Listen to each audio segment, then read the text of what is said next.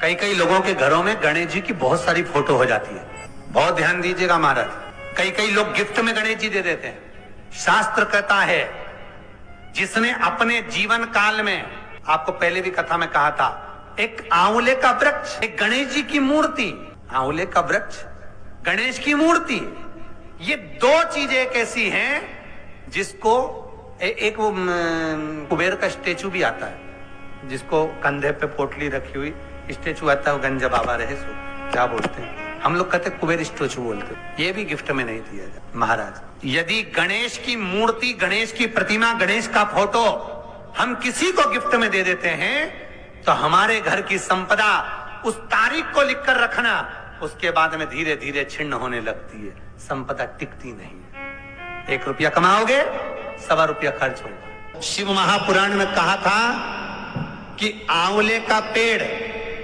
किसी को दान नहीं दिया जाता, आंवले का वृक्ष किसी को देना नहीं चाहिए। हाँ, कहीं जाकर लगाना हो तो आप खुद जाकर लगा दो, आपको स्वयं जाकर लगाना है लगाओ, किसी बगीचे में लगाना है, किसी गार्डन में लगाना है, कहीं जाकर आपको रोपित करना है तो करो।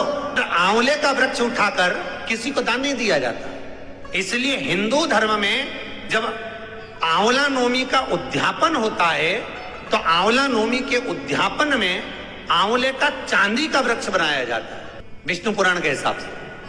अब दुनिया के लोग आंवले का वृक्ष दे दें, वो आंवला नवमी में चांदी का वृक्ष नहीं बनाया, उन्होंने सोचा पंडितों लालची हो गए होंगे या पंडितों का लालच होगा तो कौन आंवले का वृक्ष बनवाए, इतना छोटा सा भी क्यों बना। पर शास्त्र कह रहा है कि उस जगह पर यदि चांदी का भी तुम आंवले का वृक्ष नहीं बना पाते आंवला नवमी के उद्यापन में, तो आप पान के पत्ते पर चंदन से आंवले का वृक्ष बना लो, पर आंवले का वृक्ष दे देने पर लक्ष्मी शांति छिन्न हो जाती है, उस घर में क्लेश मचना प्रारंभ हो जाता है, अशांति होती है। कुछ मांगने का भी तरीका होता है कि भगवान से हम क्या मांगे, कुछ लेने का भी तरीका होता है कि भगवान से हम क्या लें, कुछ देने का भी तरीका होता है कि हम दे क्या, हमारी प्रधानता क्या हो।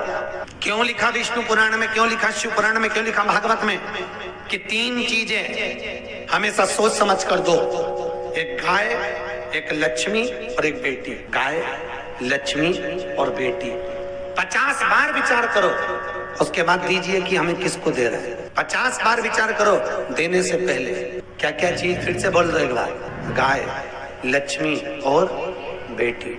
गौ माता को देने से पहले विचार करना कि गाय हम किसी भी ऐसे ब्राह्मण को तो नहीं दे रहे जिसके यहाँ खुद की रहने की जगह नहीं है। अगर हम ऐसे ब्राह्मण को दे दें और ब्राह्मण उस गाय को ले ले, सोने के सींग, चांदी के खुर के चक्कर में, बाल्टी साड़ी के चक्कर में, जब तक दूध दी गाय ने तब तक ब्राह्मण ने रखी, फिर उसने बेच दी, बेच के तीसरे के पास, चौथे के पास, बिकते बिकते बिकते वो कसाई के पास चली गई। और बाद में जब कसाई के घर में गाय को कटा तो गाय ने ब्राह्मण को बद्दुआ नहीं दी, जिसने संकल्प दिया था बद्दुआ उसको दी, बद्दुआ उसको दी है। इसलिए गौदान करने से पहले विचार करो, बेटी देने से पहले विचार करो, कहीं ऐसे शराबी नशेले व्यक्ति को मत दे देना कि बेटी रोए तो तुमको रोना पड़े देने वाले को।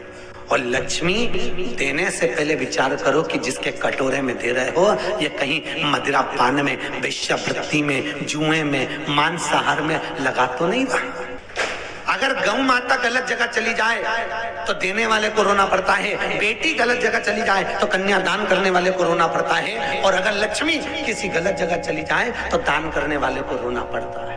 50 बार विचार करिए देने से पहले किसको दे रहे हैं। शास्त्र कहता है किसी की चप्पल, जूता, किसी का छाता और किसी का मांग का टीका 50 बार विचार करना तब पहनना। 3 चीजों में काल समाया होता है, एक पांव की चप्पल जूते में आपने पहनकर 5 मिनट के लिए गए, मालूम पड़े कहीं फिसल गए कि मैं तो अभी यहीं से निकली थी, बाथरूम में गई थी और पांव फिसल गया, उस चप्पल में काल था। छाता, उस छाते में भी काल होता है, किसी का छाता अपने घर पर आ जाए उसको वापस देकर छाते में काल रहता है। और मांग का टीका, हर किसी का मांग का टीका नहीं पहनना चाहिए, ना जाने कौन सा मांग का टीका कब उतरा है, किस घड़ी में उतरा है, और तुमने अपनी मांग में सजा लिया तो मालूम पड़े जिंदगी भर के लिए उतर गया। मांग का टीका, जूता, चप्पल और छाता 50 बार विचार करना तब जाकर धारण करना, ठीक नहीं। इसलिए जब कोई मरता है या लोग किसी व्रत का उद्यापन करते हैं तो दो चीजें जरूर देते हैं, एक छाता और एक चप्पल। पद में जाता है छाता जरूर दे, इसमें कार्य है। और जिंदगी के यही 7 दिन है, रविवार, सोमवार, मंगल, बुध, गुरु, शुक्र और शनि। तक्षक नाग किसी को भी डर सकता है। 7 दिन में मरना तो सबको है, कोई रविवार को, कोई सोमवार को, कोई मंगल, कोई बुध, कोई गुरु, कोई शुक्र, कोई शनि। 7 दिन जीवन के हैं और वही जीवन है। रविवार को जन्म हुआ, सोमवार को बड़े हुए, मंगलवार को ब्याह हुआ, बुधवार को बच्चे हुए, गुरुवार को बीमार पड़े, शुक्रवार को हॉस्पिटल गए, शनिवार को निपट गए।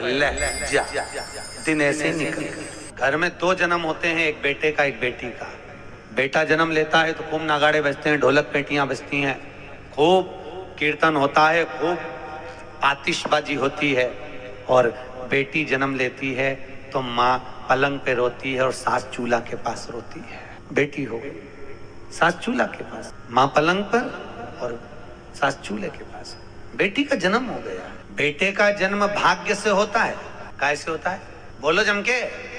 भाग्य से। पर बेटी का जन्म सौभाग्य से होता है। भाग्य को 100 गुना करिए। कितना गुना? 100 गुना करिए, तब जाकर बेटी का जन्म होता है।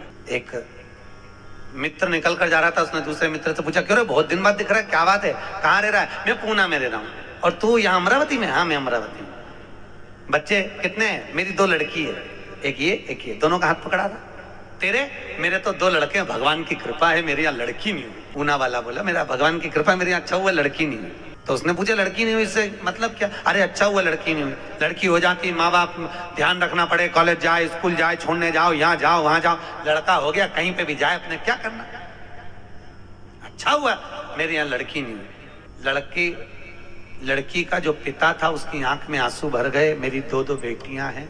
बेटी ने बाप का मुख देखा और बाप का मुख देखकर बेटी ने सामने वाले अंकल का कुर्ता खींचा। पूना वाले अंकल कुर्ता खींचकर कहा, अंकल आप कह रहे हो कि अच्छा हुआ भगवान ने आपको बेटी नहीं दी? अंकल मैं कहती हूं बेटी भगवान हमेशा किस्मत वालों को देता है, कभी खोलनों को नहीं देता। जो कभी अपनी बहन बेटी को एक साड़ी नहीं दे, कभी ननंद आए तो उसको एक साड़ी नहीं दे, ननंद आए तो प्रेम से नहीं बोले, तो उसके घर में भगवान बेटी देता ही कहाँ? उसको तो बेटा देता। बेटा इसलिए देता है कि खूब। तो दोस्तों वीडियो आपको अच्छी लगी हो तो वीडियो को लाइक करें, चैनल को सब्सक्राइब करें, हमारी वीडियो को शेयर करना बिल्कुल भी ना भूलें। मैं आपसे मिलती हूँ अगले वीडियो में। तो तब तक के लिए अपना ध्यान रखिए और खुश रहिए। धन्यवाद।